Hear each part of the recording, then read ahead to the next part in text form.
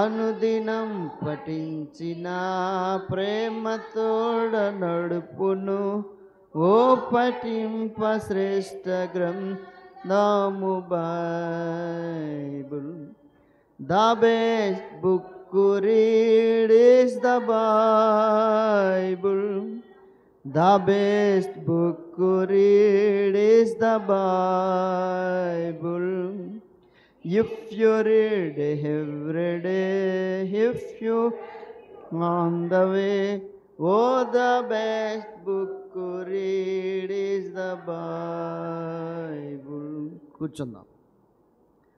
ప్రభునందు ప్రియులారా, ప్రభువును యేసుక్రీస్తు వారి యొక్క అతి శ్రేష్టమైన ఉన్నతమైన నామంలో మీ అందరికీ నా యొక్క వందనాలు తెలియజేస్తున్నాను. దేవుడు ప్రేమించి కనికరించి మనకి మంచి సమయం ఇచ్చాడు.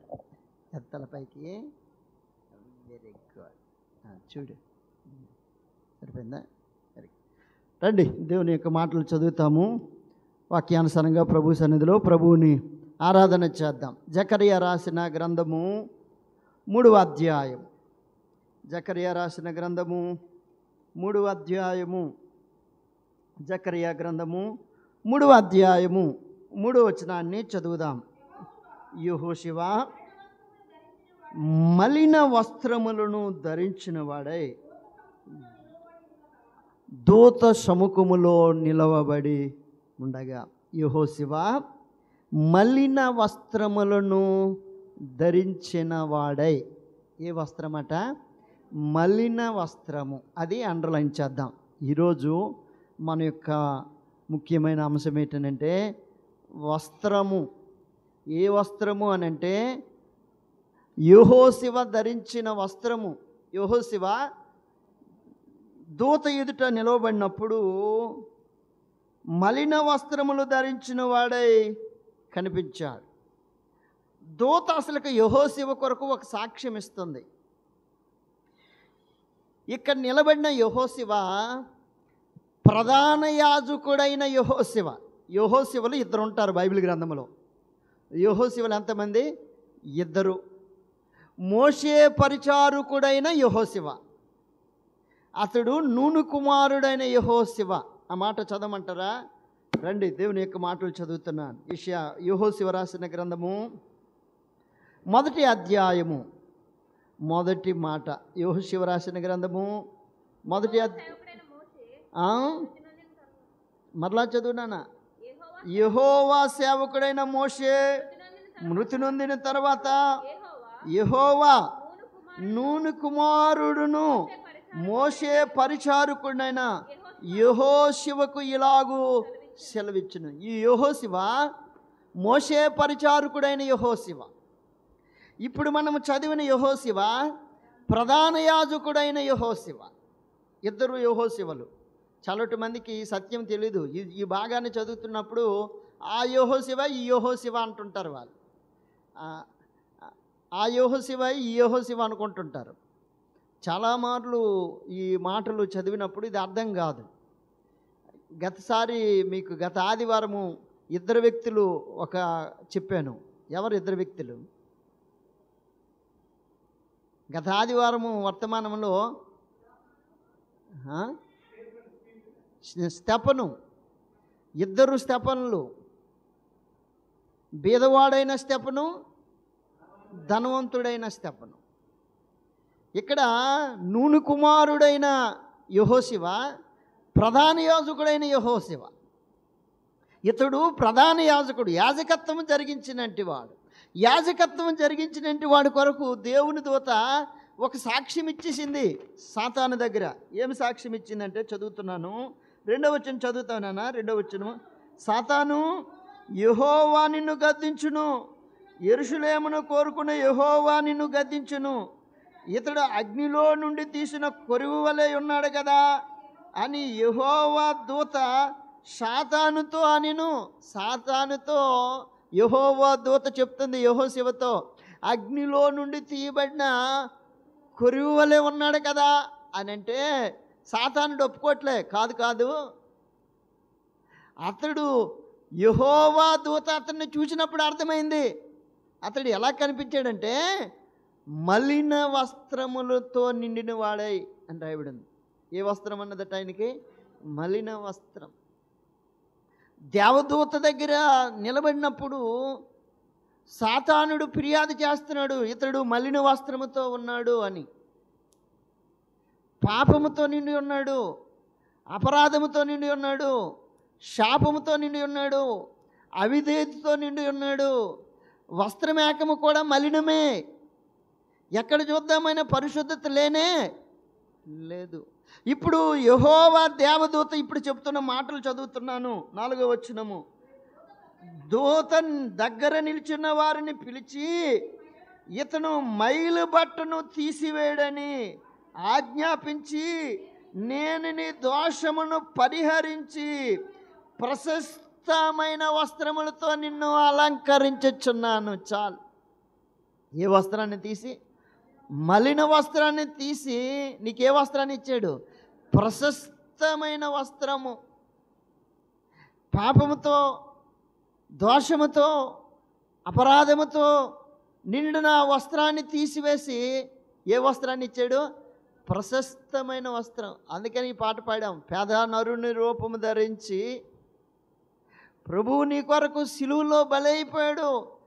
ఆయన తలపైన ముండ్ల కిరీటం కొట్టబడ్డాది, ఆయన కాలు చేతుల్లో మేకులు కొట్టబడ్డాయి, ఆయన ప్రక్కన బలిపొడు పడబడ్డాది, ఆయన వీపున 1-40 కొరడా దెబ్బలు కొట్టబడ్డాయి. ఎందుకు అని అంటే మలినముతో ఉన్న మన కొరకు, పాపముతో నిండి ఉన్న మన కొరకు, మలిన వస్త్రముతో నిండి ఉన్న మన కొరకు, అపరాధమనే వస్త్రముతో నిండి ఉన్న మన కొరకు, దోషమనే వస్త్రముతో నిండి ఉన్న మన కొరకు. అందుకే అంటున్నాడు, నీ దోషమును పరిహరించి నీకు ప్రశస్తమైన వస్త్రములను ఇస్తున్నాను. ఒకటి మలిన వస్త్రముతో నిండినటోడికి ప్రశస్తమైన వస్త్రాన్ని ఇచ్చాడు. 1. 2 ఇంకొక మాట చదువుతున్నాను. రండి, లోకాసు వార్త, దేవుని యొక్క మాటలో చదువుతున్నాను. లోకాసు వార్త 15వ అధ్యాయము 22వ వచనము. లోకాసు వార్త 15వ అధ్యాయము. అయితే తండ్రి తన దాసులను చూచి ప్రశస్త వస్త్రములను త్వరగా తెచ్చి వీని కట్టి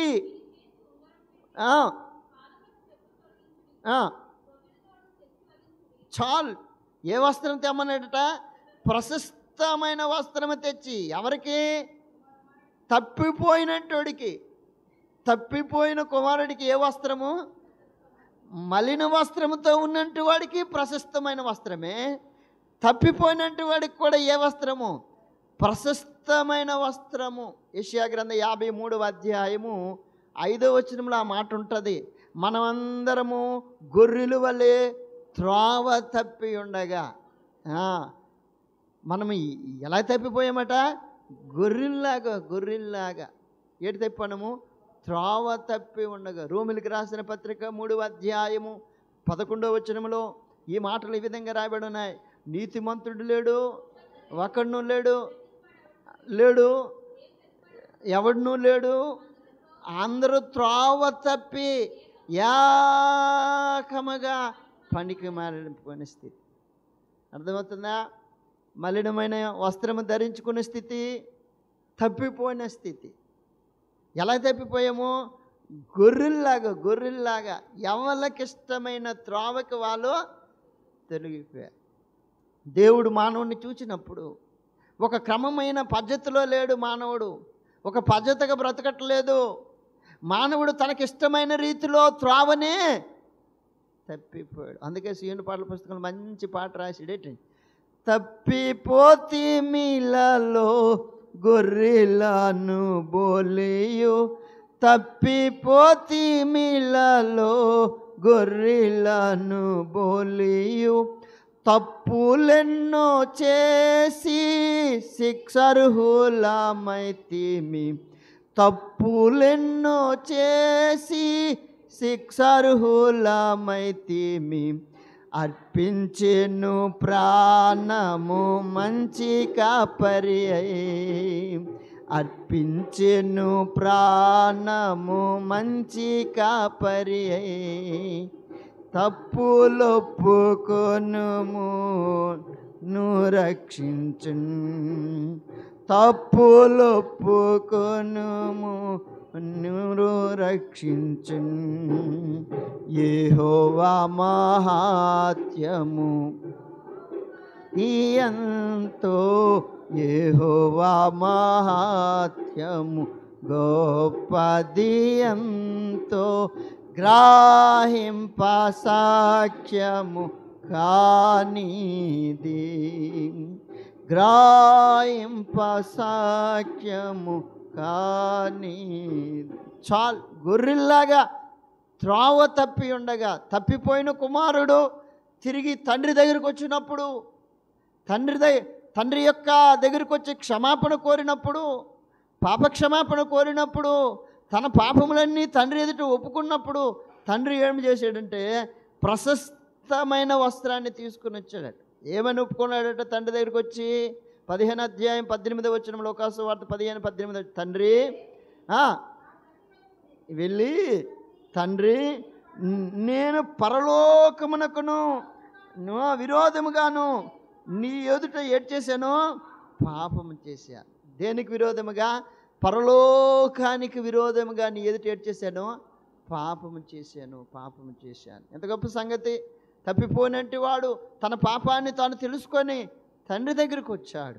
తండ్రి ఇప్పుడు ఏం చేశాడంటే తనకి ప్రశస్తమైన వస్త్రాన్ని తొడిగించాడు. బైబిల్ ఏమని చెప్తుందని అంటే, యోహాను రాసిన మొదటి పత్రిక 1వ అధ్యాయము 9వ వచనంలో, మన పాపములను మనం ఒప్పుకొని ఎడ్ల ఆయన నమ్మదగిన వాడు, నీతిమంతుడు, సమస్త దుర్నీతి నుండి మనల్ని పవిత్రులుగా చేయాలి. ఎంత గొప్ప సంగతి! యేసు ప్రభువారి యొక్క విలువైన రక్తము మలినముతో ఉన్న మనల్ని, తప్పిపోయిన మనల్ని, ఆ విలువైన రక్తం మనల్ని ఏం చేసింది? కడిగి పవిత్రులుగా చేసింది. అందుకు ఇప్పుడు తండ్రిని ఏం చేయాలా? ఆరాధన చేయాలా. దేవా, మలిన వస్త్రముతో ఉన్న నన్ను, లోకములో పాపములో తప్పిపోయిన నన్ను నీ విలువైన రక్తముతో నన్ను ఏం చేశావు? కడిగి నీ బిడ్డగా నన్ను చేశావు. దేవుని యొక్క మాటలు చదువుతున్నాను రండి. ఆయన కడగడమే కాదు, ఇంకా ఏం చేసుకుంటూ వచ్చాడు? దేవుని యొక్క మాటలు చదువుతున్నాను. ఆయన 1 ప్రశస్తమైన వస్త్రము ఆ బిడ్డలకు తొడిగించాడు. 2 దేవుని యొక్క మాటలు చదువుతున్నాను. యెషయా గ్రంథము 61వ అధ్యాయము 10వ వచనము, 61వ అధ్యాయము 10వ వచనము. శృంగారమైన పాగా ధరించుకునిన పెండ్లి కుమారుని రీతిగాను, ఆభరణములతో అలంకరించుకునిన పెండ్లి కుమార్తె రీతిగాను ఆయన రక్షణ వస్త్రములను, చాలు. రెండోదిగా ఏ వస్త్రాలు ఇచ్చాడు? రక్షణ వస్త్రాలు. 1 ప్రశస్తమైన వస్త్రం ఇచ్చాడు. మలిన వస్త్రంతో ఉన్న మనల్ని ఏ వస్త్రం ఇచ్చాడు? ప్రశస్తమైన వస్త్రం. రెండోది రక్షణ అనే వస్త్రం ఇచ్చాడు. లోకంలో ఎవ్వరికి లేనంటి గొప్ప రక్షణ. హెబ్రీయులకు రాసిన పత్రిక 2వ అధ్యాయం 3వ వచనం అనుకుంటున్నాను. ఇంత గొప్ప రక్షణను నిర్లక్ష్యం చేసిన ఎలాగూ తప్పించుకుందువు? దేవుని యొక్క మాటలు సెలవిస్తున్నాయి. నమ్మదగిన దేవుడు, ప్రేమ కలిగిన దేవుడు, జాలి కలిగిన దేవుడు తప్పిపోయిన మనల్ని, మలిన వస్త్రములతో ఉన్న మనల్ని ప్రశస్త వస్త్రం ఇవ్వడమే కాదు, రక్షణ అనే వస్త్రాన్ని ఇచ్చాడు. ఆ రక్షణ అనే వస్త్రం ఆయన రక్తము కార్చుట వలన, ఆయన ప్రాణం పెట్టుట వలన, ఆయన మరణించి సమాధి నుండి తిరిగి లేచుట వలన ఏ వస్త్రాన్ని ఇచ్చాడు? రక్షణ అనే వస్త్రము. 2, 3 దేవుని యొక్క మాటలు చదువుతున్నాను. అదే 61వ అధ్యాయము 10వ వచనము, 61వ అధ్యాయము 10వ వచనము. ఆయన నాకు రక్షణ అనే వస్త్రమును నాకు ధరింపచేసి ఉన్నాడు, నీతి అను పైబట్ట నాకు ధరింపచేశాడు. ఏ వస్త్రం అట? నీతి వస్త్రము. 1 ప్రశస్తమైన వస్త్రము, 2 రక్షణ వస్త్రము, 3 నీతి వస్త్రము. నీతి అనే వస్త్రాన్ని ఇచ్చాడు. అనీతిమంతులమైన మనల్ని ఆయన ఏం చేశాడు?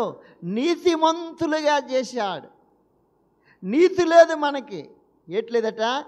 నీతి లేదు. మనకు పాట ఉంటుంది కదా, నీతే లేని మా నీచ బ్రతుకుల్ నీయందు స్థిరమాయేను. ఇటువంటి వాళ్ళు మనకి నీతి లేదు. నీతి లేని జీవితాన్ని ఆయన నీతి వస్త్రం ఇచ్చాడు.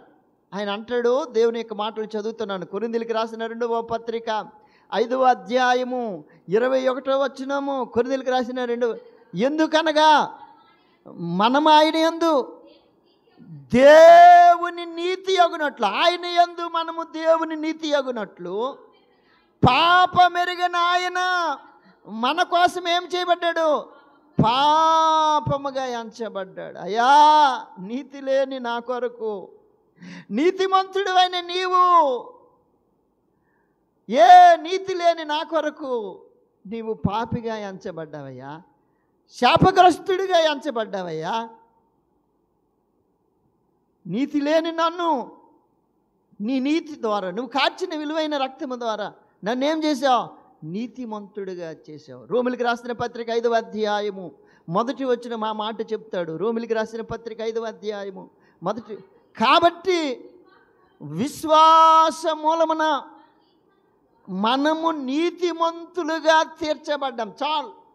యేసు ప్రభు అని మన నోటితో ఒప్పుకొని ఆయనను, దేవుడు ఆయనను మృతుల్లో నుండి లేచాడని మన హృదయమందు మనం విశ్వసించి దేవుని దగ్గరికి వచ్చుట వలన మనం ఇప్పుడేం చేయబడ్డామో? నీతిమంతులుగా తీర్చబడ్డాం. అనీతిమంతులమైన మనము అపనమ్మకస్తులము, నమ్మదగిన వారము.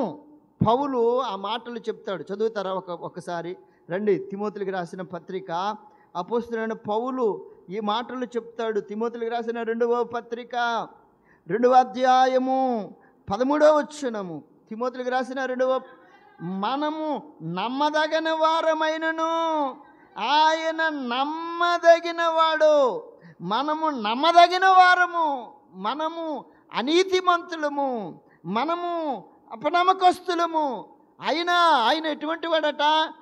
నమ్మదగిన వాడు. పౌలు అందుకనే తన సాక్ష్యంలో ఈ మాటలు పలికాడు. చదువుతారా? తిమోతికి రాసిన 1వ పత్రిక 1వ అధ్యాయము 12వ వచనము.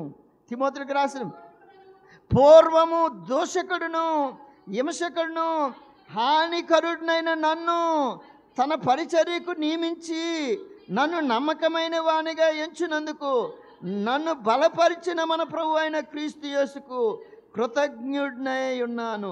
తెలియక అవిశ్వాసం వలన చేసి తిని గనుక.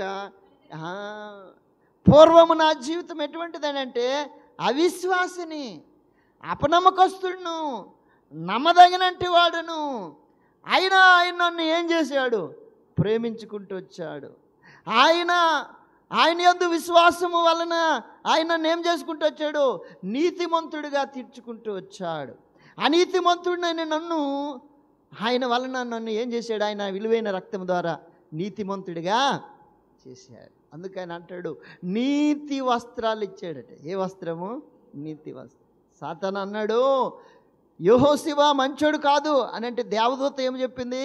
ఇతడు అగ్ని కొరువులో నుండి తీయబడిన వాడి వలె ఉన్నాడే అని అంటే, దేవదూతకు చెప్తుంది, ఒక్కసారి చూడు అతని వైపు అని అంటే, అతని వైపు చూడగా దేవుడు మానవులను ఒక్కసారి తొంగి చూడగా మానవులందరూ ఎలా కనిపించాడంటే, రోమాపత్రిక 3వ అధ్యాయం 23వ వచనం ప్రకారంగా అందరూ పాపము చేసి దేవుడు అనుగ్రహించిన మహిమను పొందలేని పరిస్థితి, నీతిమంతులుగా కనిపించారు. అందుకు ఇప్పుడు నీతిమంతుడైన యేసు ప్రభు వారు మన కొరకు మరణించటం వలన ఏ వస్త్రాన్ని ఇచ్చాడు? నీతి వస్త్రము. 1, ఏ వస్త్రము?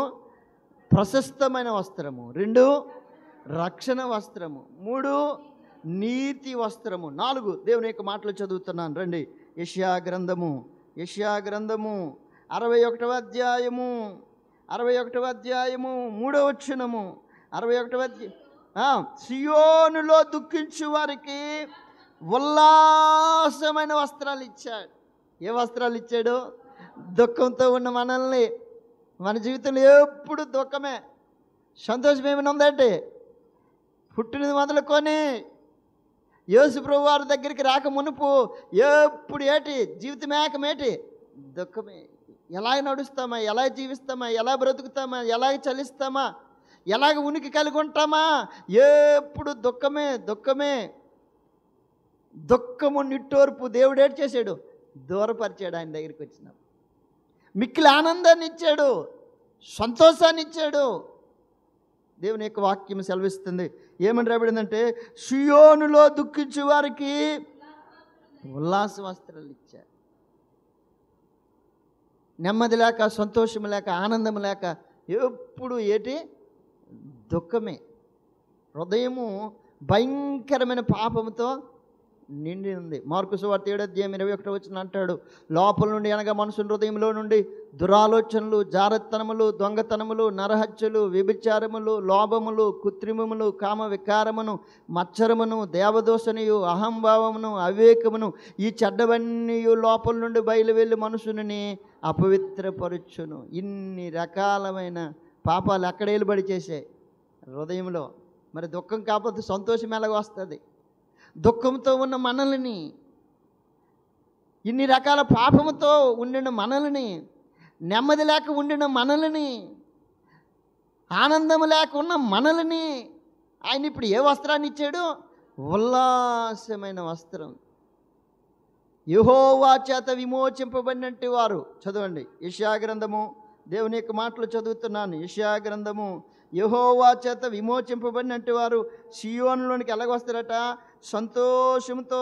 51:11 యెహోవా విమోచించిన వారు సంగీత నాదములతో సియోనుకు తిరిగి వచ్చెదరు. నిత్య సంతోషము వారి తలల మీద ఉండెను.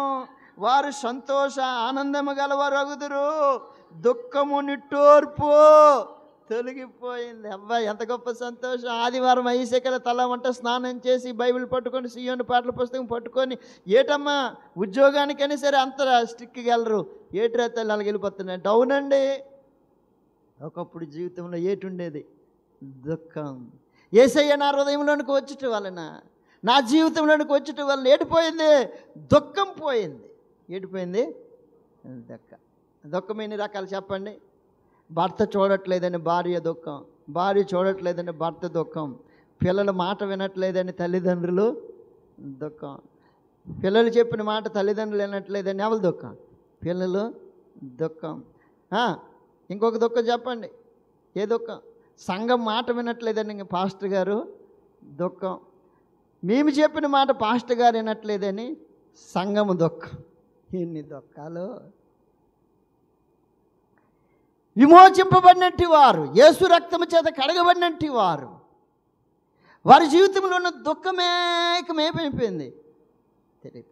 ఒక్కసారి వెనక్కి మన జీవితానికి వెళ్ళి చూస్తే ఎంత భయంకరమైన జీవితమో. యేసు ప్రభువు వారి హృదయంలోనికి వచ్చటం వలన గొప్ప సంతోషం. అందుకనే ఈదుల్లోనికి వెళ్ళి ఈ మాట చెప్తున్నాం. ఏంటని? ఈ సంతోషము నీకు కావలినా, ఈ సంతోషము నీకు కావలినా, ఈ సంతోషము నీకు కావలినా, నేడే యేసు నొద్దకు రమ్ము, నేడే యేసు నొద్దకు రమ్ము. చాలు, మనం అనుభవించాం కాబట్టి ఇంటి దగ్గరికి వెళ్ళి, ఈదుల్లోనికి వెళ్ళి, పట్టణంలోనికి వెళ్ళి ఈ మాట చెప్తున్నాం. అమ్మా, మాము కూడా ఒకప్పుడు దుఃఖంతో ఉన్నట్టు వాళ్ళమమ్మా, కష్టాలతో ఉన్నట్టు వారము, బాధలతో ఉన్నట్టు వాళ్ళం, అనేకమైన పరిస్థితులతో సతమతం అయిపోతున్నట్టు వారం. యేసు ప్రభు వారు మా హృదయంలోనికి వచ్చటం వల్ల మాకు ఏటొచ్చింది? ఉల్లాసం వచ్చింది, సంతోషం వచ్చింది. సత్యము కానీ మహిమాయుక్తమైన గొప్ప ఆనందము, సంతోషం కలిగింది నా హృదయంలో. చూసావా? మలిన వస్త్రం తీసివేయటం వలన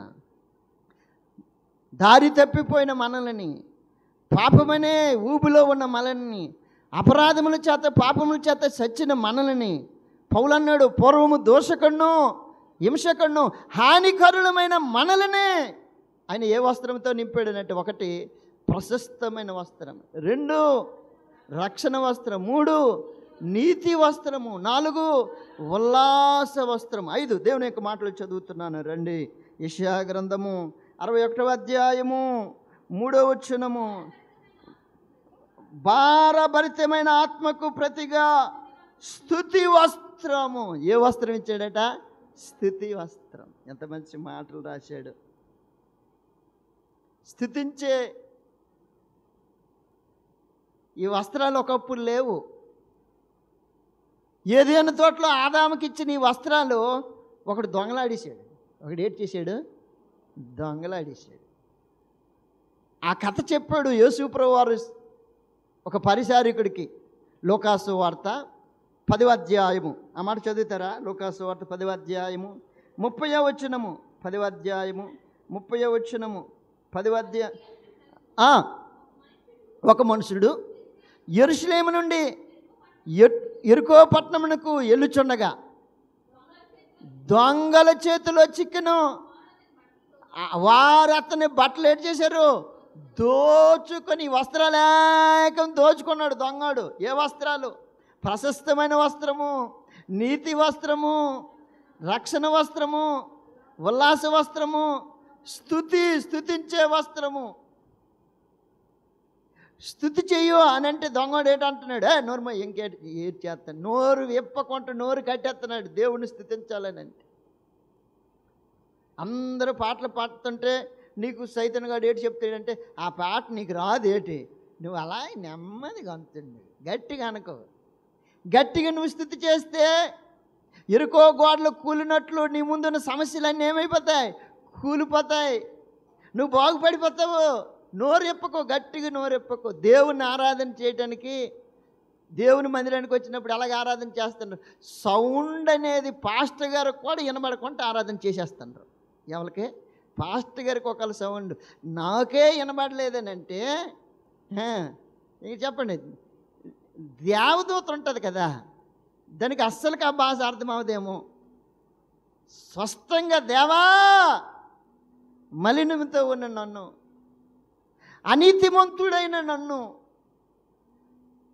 తప్పిపోయిన నన్ను నాయన నీ విలువైన రక్తం ద్వారా నన్ను కడిగి ప్రశస్తమైన వస్త్రం ఇచ్చావయ్యా అని గట్టిగా దేవుని సన్నిధిలో నోరు విప్పడానికి ఎక్కడ నోరు తెరవదు, ఎక్కడ నోరు తెరుస్తుంది, ఎక్కడ నోరు తెరవబడదు. ఎక్కడ నోరు తెరవబడుతుంది? ఎక్కడ నోరు తెరవబడాలంటే అక్కడ తెరుస్తుంది. ఎక్కడో మూయబడుతుంది, ఎక్కడ మూయబడుతుంది.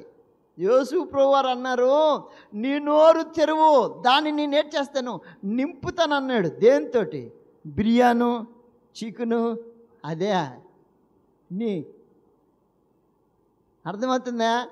ఒక అమ్మాయి అంటుంది, అంకులు నోరు తెరిచి ఉంచాను అంకులు, ఏటి ఇంకా ఏమి దాని కొరకు కాదు. ఆయన నీవు ఆత్మీయ జీవితంలో నీ అంతరంగాన్ని తెరిచి ఉంచితే ఆయన దేవుని మాటల చేత ఆయన నిన్ను నేటి చేస్తాడు, నింపుతాడు, తృప్తిపరుస్తాడు. ఎక్కడివి దొరుకుతాయి? లోకంలో ఎవరివ్వనంటి గొప్ప సంతోషం, ఆనందము యేసుప్రభువు వారి దగ్గరికి వచ్చిన తర్వాత దేవుని స్తుతించే ఆ భాగ్యము దేవుడు ఏం చేశాడు? అనుగ్రహించాడు. అందుకని ఆయన అన్నాడు, నీకు స్తుతి వస్త్రాన్ని ఇచ్చాను, నన్ను ఆరాధన చేసే భాగ్యము, నన్ను స్తుతించే భాగ్యము, నన్ను గణపరిచే భాగ్యము, ఆ వస్త్రాన్ని నేను నీకేట్ చేశాను? ధరింపచేసాను. నీ పాప వస్త్రాన్ని తీసివేశాను, నీ మలిన వస్త్రాన్ని తీసివేశాను, నీ తప్పిపోయిన ఆ వస్త్రాన్ని తీసివేశాను, దుర్గంధముతో నిండిన ఆ వస్త్రాన్ని తీసివేశాను, శాపగ్రస్తముతో నిండిన ఆ వస్త్రాన్ని తీసివేశాను, నిన్ను నీతితో కప్పానయ్యా, స్తుతి వస్త్రముతో నిన్ను కప్పాను. ఎప్పుడు నువ్వు దేవుని ఏడ్ చేయడమే, స్తుతించటమే, దేవుని ఆరాధన చేయటమే. పాట పాడతాం కదా, మేలు చేయక నీవు ఉండలేవయ్యా, ఆరాధించక నేను ఉండలేనయ్యా, మేలు చేయక నీవు ఉండలేవయ్యా, ఆరాధించక నేను ఉండలేనయ్యా, యేసయ్యా యేసయ్యా యేసయ్యా యేసయ్యా యేసయ్యా యేసయ్యా యేసయ్యా యేసయ్యా. చాలు, ఆయన మేలు చేసే దేవుడు. అందుకు ఆయన స్తుతించుకుంటా, ఆయన ఆరాధించుకుంటా, ఆయన గణపరచుకుంటా, ఆయనను మహిమపరచుకుంటా ఎలాగుండిపోతాం? అందుకు ఆయన అన్నాడు, నీ వస్త్రములను, మల్లిన వస్త్రములను తీసి, నీ అనీతితో నిండిన నీ వస్త్రాన్ని తీసి, పాపముతో నిండిన నీ వస్త్రాన్ని తీసి, నీ దోషాన్ని పరిహరించి నిన్ను ఏం చేశానంటే స్తుతి వస్త్రముతో నిన్ను నేర్చేశాను, కప్పాను. ఎన్నో మాట ఇది? 5, 6 దేవుని యొక్క మాటలు చదువుతున్నాను. పేతురు రాసిన మొదటి పత్రిక 5వ అధ్యాయము. పేతురు రాసిన మొదటి పత్రిక 5వ అధ్యాయము 5వ వచనం చదువునానా? 5వ వచనం, చిన్నలారా మీరు పెద్దలకు లోబడి ఉండుడి, మీరు అందరి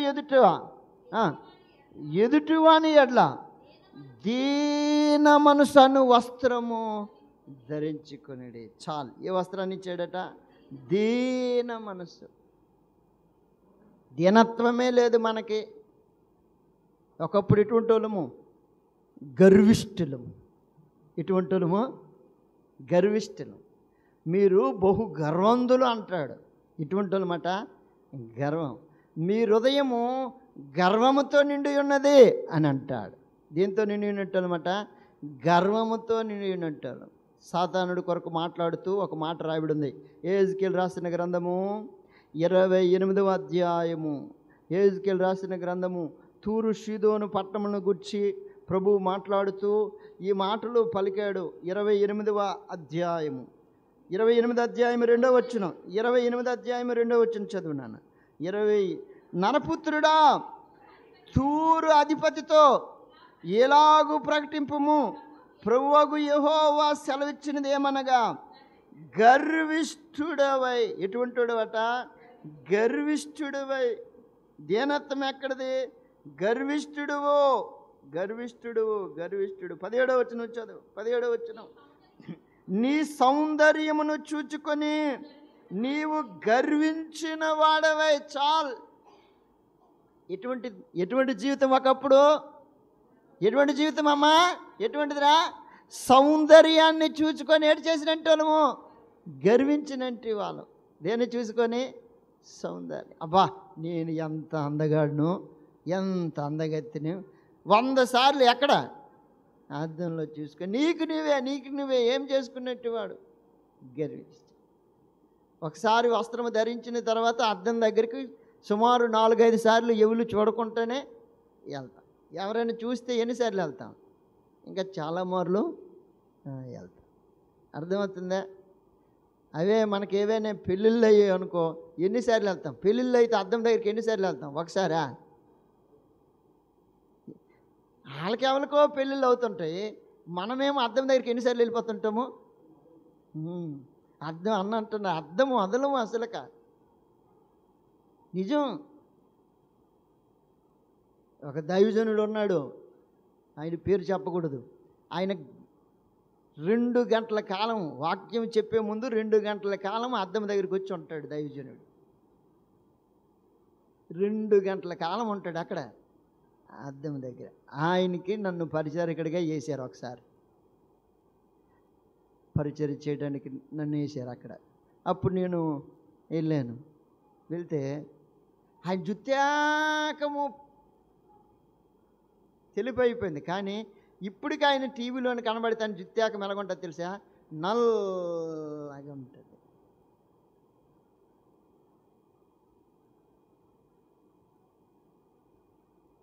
బైబిల్ చెప్తుంది ఎంత గర్వము. మన సౌందర్యాన్ని చూసి మనం ఏమవుతుంటాము? గర్విస్తుంటాం. ఎన్ని రకాల గర్వం చెప్పండి వేగంగా? 1 సౌందర్యం, 2 డబ్బు, 3 పేరు, 4 అంతస్తు, 5 చెప్పు ఇంకేంటి? జ్ఞానము, ఇంకా 6 చదువు. ఏటమ్మా ఎవరు ఉద్యోగం. అబ్బా అది ఎలాగో వచ్చేసరికి వచ్చేది ఆటోమేటిక్గా. ఏంటి దాంతోపాటు అది వచ్చేద్ది. మరి నీకు ఉద్యోగం వచ్చిందంటే దాంతోపాటు ఒకటి వచ్చేద్ది. ఇది అన్నీ. ఇటువంటి వాడి కొరకు దేవుడు ఏమైపోయాడు? దీనుడైపోయాడు, రిక్తుడైపోయాడు. ఆయన దీనుడై రిక్తుడై ఏ వస్త్రాన్ని ఇచ్చాడట? దీన వస్త్రము. చదువుతారా? ఫిలిప్పీలకు రాసిన పత్రిక. అపోస్తలుడైన పౌలు ఫిలిప్పీ సంఘానికి రాస్తూ ఈ మాటలు రాశాడు. ఫిలిప్పీలకు రాసిన పత్రిక 2వ అధ్యాయము 6వ వచనము. ఆయనను దేవుని స్వరూపము కలిగిన వారై ఉండి దేవునితో సమానముగా ఉండుట విడిచిపెట్టకొని భాగ్యం అని ఎంచుకొనలేదు, కానీ మనుషుని పోలికగా పుట్టి దాసుని స్వరూపము ధరించుకొని తన్ను తాను ఏమైపోయాడు? రిక్తుడైపోయాడు. ఎంత తగ్గించుకున్నాడు. అందుకనే ఆ పాట, పేద నరుని రూపము ధరించి. ఏ రూపము ధరించాడు? పేదవాడిగా. మానవుడు గర్విష్ఠుడు. గర్వముతో ఉండిన మానవుడిని ఎలాగ చేయాలని దేవుని యొక్క ఉద్దేశం? దీన మనసు. ఏ మనసట? దీన మనసు. మన కొరకు యేసు ప్రభువారు ఏమైపోయారు? తగ్గించుకున్నాడు, దీనుడైపోయాడు. ఎంత దీనుడంటే ఆ పరలోకపు యొక్క సింహాసనాన్ని విడిచిపెట్టి భూలోకములో ఆయన జన్మించుటకు ఏమి లేదట? స్థలము లేదు. ఎస్పి బాలసుబ్రహ్మణ్యం పాట పాడుతూ ఆ పాట రాశాడు. ఏంటండి పాట పాడాడు? ఏమనంటే, ఎంత దీనాతి దీనమో ఓ యేసయ్యా, నీ జననమెంత దయానీయమో, తలుచుకుంటే నా గుండి తడబడి కరిగి కరిగి నీరగుచున్నది. ఎంత దీనాతి దీనమో ఓ యేసయ్యా, నీ సృష్టిలో ఈ లోకమే నీవు మాకు ఇచ్చిన సత్రమయ్యా. నీ సృష్టిలో ఈ లోకమే నీవు మాకు ఇచ్చిన సత్రమయ్యా. సత్రములో యేసయ్యా, నీకు స్థలమే దొరకలేదయ్యా. ఎంత దీనాతి దీనము ఓ యేసయ్యా, నీ జననమెంత దయానీయమో, తలుచుకుంటే నా గుండె తడబడి తరిగి కరిగి నీరగుచున్నది. ఎంత దీనాతి దీనమో ఓ యేసయ్యా, చల్లగాలిలో చాటు లేక చలుములలా చలి పుట్టనయ్యా. చల్లగాలిలో చాటులే నలుమూలలా చలి పుట్టనయ్యా. పసి కందువైవో యేసయ్యా, తల్లి వడిలో ఒదిగినావయ్యా. ఎంత దీనాతి దీనమో ఓ యేసయ్యా, నీ జననమెంత దయానీయ హృదయమో తలచుకుంటే నా గుండె తడబడి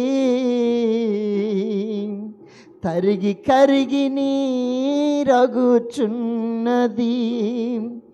ఎంత దీనాతి దీనమో ఓ యేసయ్యా. చాలు, ఆయన ఎంత దీనుడైపోయాడంటే బైబిల్ చెప్తుంది ఆయన సిలువ మరణము పొందినంతగా. 8వ వచనం, మరియు ఆయన ఆకారమందు మనుషుడుగా కనబడి మరణము పొందినంతగా, అనగా సిలువ మరణము పొందినంతగా విధేయత చూపిన వాడే తన్ను తాను ఏం చేసుకున్నాడు? తగ్గించుకున్నాడు. గర్విష్ఠులమైన మన కొరకు. ఎటువంటి వాళ్ళు మనం ప్రభు దగ్గరికి రాకముందు ఏమి లేకపోయినా సరే ఏంటి? గర్వం. లోకంలో ఒక సామెత ఉంది, అది మీకు తెలుసు అనుకుంటున్నాను. మన విజయనగరంలో ఏమీ లేని ఆకే ఎగిరెగిరి పడుతుందంట. ఆ ఆకులో ఏమి లేకపోతే ఏమవుతుంటుంది? ఎగురుతుంటుంది. అన్నీ కలిగిన ఆకు ఏమవుతుంది? అణిగి మణి. ఏమీ లేని ఆకు ఏటయ్యింది? ఎగిరి పడ్డది. అందుకు ప్రభు అంటున్నాడు, పాపములు ఉన్నప్పుడు, అపరాధములు ఉన్నప్పుడు మన పరిస్థితి ఎటువంటిదే? బహు గర్వం. మన సౌందర్యాన్ని చూసుకొని మనమే ఏమైపోతుండాము? గర్వపడు. మన విద్యను చూసి మనమే గర్వించినట్టు వాళ్ళం. మన పరిస్థితులను చూసి మనం ఎటువంటి వారము? గర్వించినట్టు. ఆయన అన్నాడు, ఇప్పుడు గర్విష్ఠులమైన మనల్ని పేతురు రాసిన మొదటి పత్రిక 5వ అధ్యాయం 5వ వచనం ప్రకారంగా ఇప్పుడు ఏం చేశాడు? ఏ దీనమైన వస్త్రాన్ని ఇచ్చాడట. ఏ వస్త్రం అట? దీన మనసు అనే వస్త్రం ఇచ్చాడు. ఏ వస్త్రం నాయనా? దీన మనసు అనే వస్త్రం. ఎన్నోది ఇది? 6. 1 ప్రశస్తమైన వస్త్రం, 2 రక్షణ వస్త్రం, 3 నీతి వస్త్రం, 4 ఉల్లాస వస్త్రం, 5 స్తుతి వస్త్రం, 6 దీన వస్త్రం, 6 7 దేవుని యొక్క మాటలు చదివేస్తున్నాను, వాటిని వివరించిన కానీ చదివేస్తున్నాను. రండి, ప్రకటన రాసిన గ్రంథం 19వ అధ్యాయము 8వ వచనము. 19వ అధ్యాయము 8వ వచనం. నిర్మలమైన సన్నపనార బట్టలు ఇచ్చాడు. ఏ బట్టలు ఇచ్చాడట? నిర్మలమైన వస్త్రాలు. వా, ఇక డాగు లేదు, ముడత లేదు, కలంకము లేదు, ఇంకా ఏమి లేదు. యేసు రక్తము చేత మనల్ని ఏం చేశాడు? పూర్తిగా పవిత్రత పరిచాడు. అందుకు ఏ వస్త్రం ఇచ్చాడు? నిర్మలమైన వస్త్రాలు. మన సీఎన్ పాటల పుస్తకంలో ఆ పాట ఉంటుందరా. ఏం పాట? గొర్రె పిల్ల వివాహ వచ్చే సమయం వచ్చాను. ఆ వివాహంలోని ఆ పెండ్లి కుమార్తె ఏ వస్త్రం ధరించుకుందట? నిర్మలమైన వస్త్రములతో అలంకరింపబడ్డారు. అందుకనే పెళ్ళైనప్పుడు తెల్ల వస్త్రాలు ధరింప చేస్తారు. ఎందుకు? ఆ వస్త్రము ఎంత తెల్లగా ఉందో ఆ పెళ్ళి కూతురు పెళ్ళి కొడుకు కూడా ఎలాగ ఉండాలా? వాళ్ళ హృదయాలు కూడా అలాగ ఉండాలి, అంత తేటగా. ఇప్పుడు పెళ్ళిళ్ళలోనే అన్ని కలరు బట్టలు వేసేస్తున్నారు కదన్నా, అంత మోడలింగ్ అయిపోయింది. పెండ్లి కుమార్తె అప్పుడు చీర కట్టేది, ఇప్పుడు చీరవులు లేరు, అంత మోడల్ అయిపోయింది. రానున్న కాలంలోనూ కూడా మోడలింగ్ అయిపోద్ది. ఏటి మోడలింగ్ తెలుసా? నీకు 3 సంవత్సరాల దాకే నీతోటి కాపురం చేస్తానని రాసుకుంటుంది. దానికి విచిత్రం ఇన్నోటి మోడలింగ్ అయిపోతుంటే అంతే కదన్నా. ఈ కల్చర్ ఏకం ఫారెన్ అంటున్నారు. మరి ఫారెన్ కల్చర్ వచ్చినప్పుడు మరి ఈ ఫారెన్లో ఏ కల్చర్ ఉంది? 3 సంవత్సరాల దాకా భర్త దగ్గర ఉంటుంది భార్య. 3 సంవత్సరాలు అయిన తర్వాత ఆయన ఎంతో కొంత ఇచ్చేస్తే ఇంకొకరిని ఎత్తుక్కుంటుంది.